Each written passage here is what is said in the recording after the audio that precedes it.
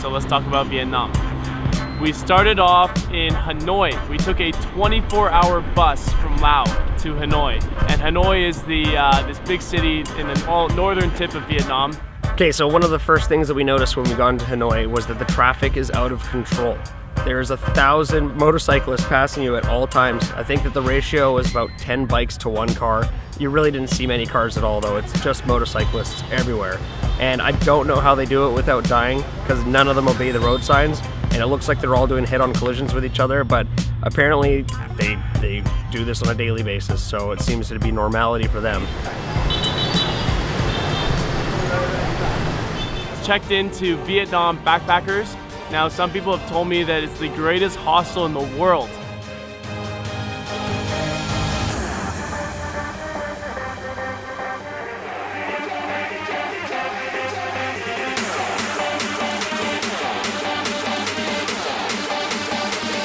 Welcome to Pyro Party!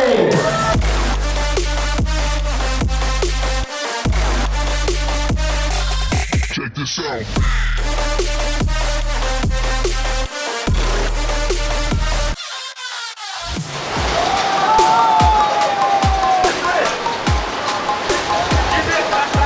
So one of the things that we've found over the course of this trip is that it's best if we try to immediately get out of the big cities, because the second you get into the more rural areas, you really get a more authentic and real experience from the people, because they're not so used to dealing with the tourism. The place that we went to is called Sapa. It's up north of Hanoi. We went on a motorbike tour. So we grabbed about 20 people, everyone hopped on these cheap motorbikes, and we whizzed up the windy roads in the mountains.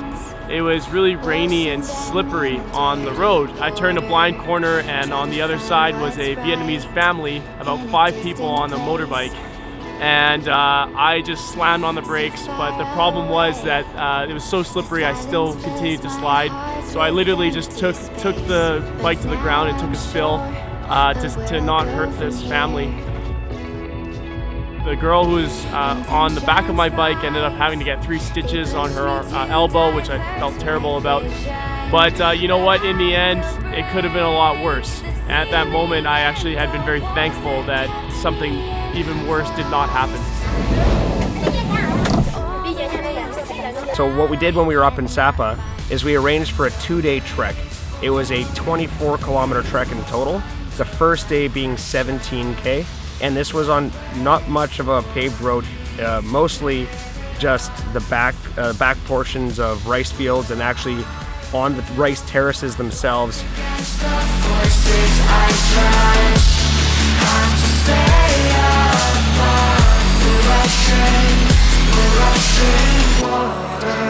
As soon as we started the trek, each of the Hmong women partnered up with one of us and walked with us the entire way.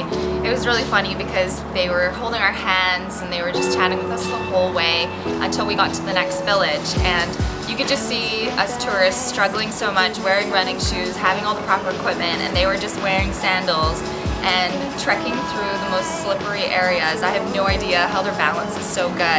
And they just kept turning around and laughing at us. What is right for me? I just need peace of mind and my ability, but no one said. So at the end of the 17-kilometer hike on the first day, you really get rewarded because you come into this clearing. There's this rickety old bridge over this beautiful rushing water, and in the background a massive waterfall behind this homestay that we stayed at. Homestay! Yeah. And those are the kind of experiences where you go through something grueling and you're connected to all these other tourists and travelers who are exploring these other parts of the world, and that's how you really build, I think, bonds and friendships with these other travelers.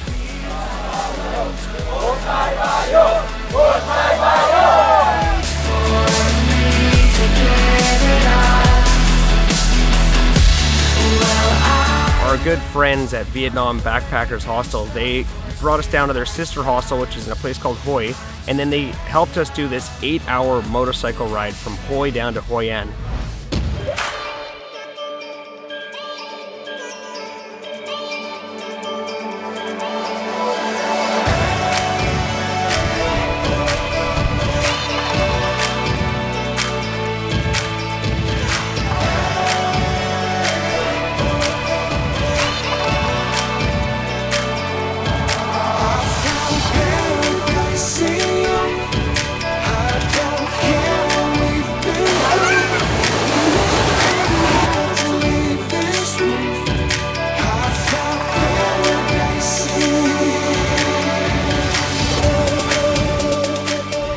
and we drove through a city that I particularly really liked, called Da Nang.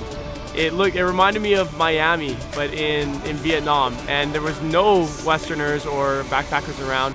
So we got a chance to go back to this city afterwards, and I really loved it.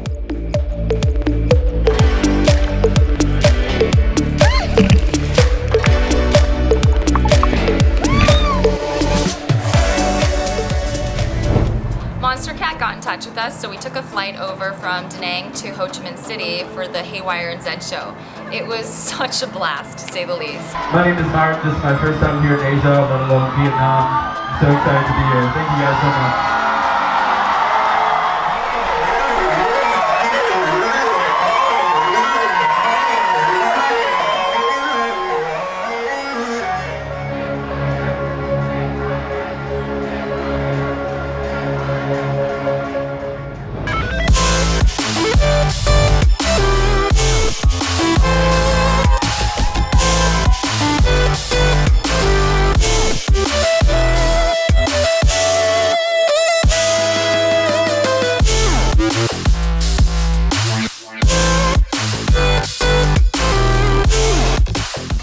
On stage with them and just dancing and singing our hearts out, and that night it was mine and Haywire's birthday, so I had to teach him how to break dance because I'm a break dance master. I'm just kidding. Everybody We'll teach you. Okay, ready? This is her birthday.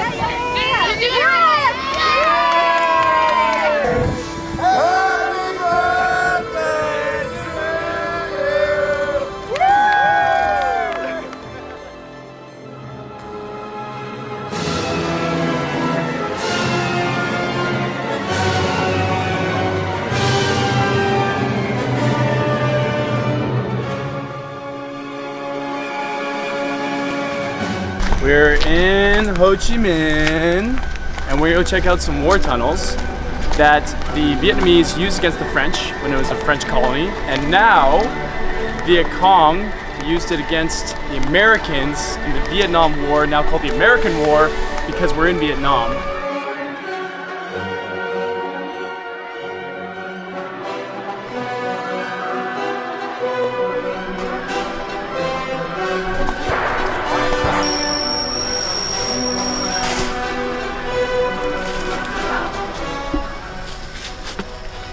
This is my worst nightmare.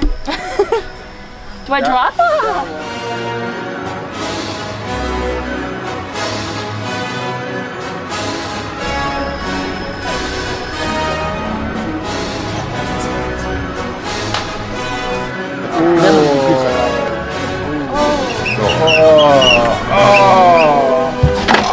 Wow.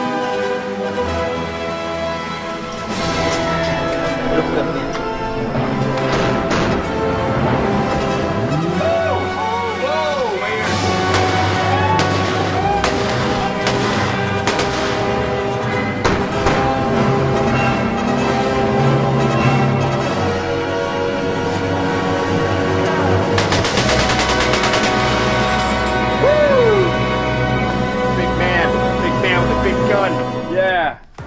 Overall, I absolutely fell in love with Vietnam. It was such a special place to me. My favorite part was definitely the trekking in Sapa, really far up north. It was so beautiful up there, and you really got to experience the culture there.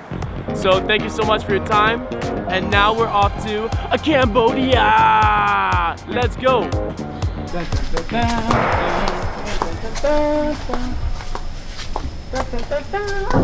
Ooh.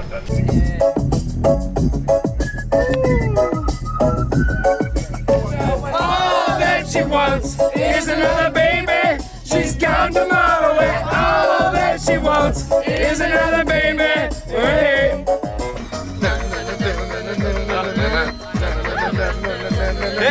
Hit it. Hey, louder. One more time. Dừng vô nãy nha.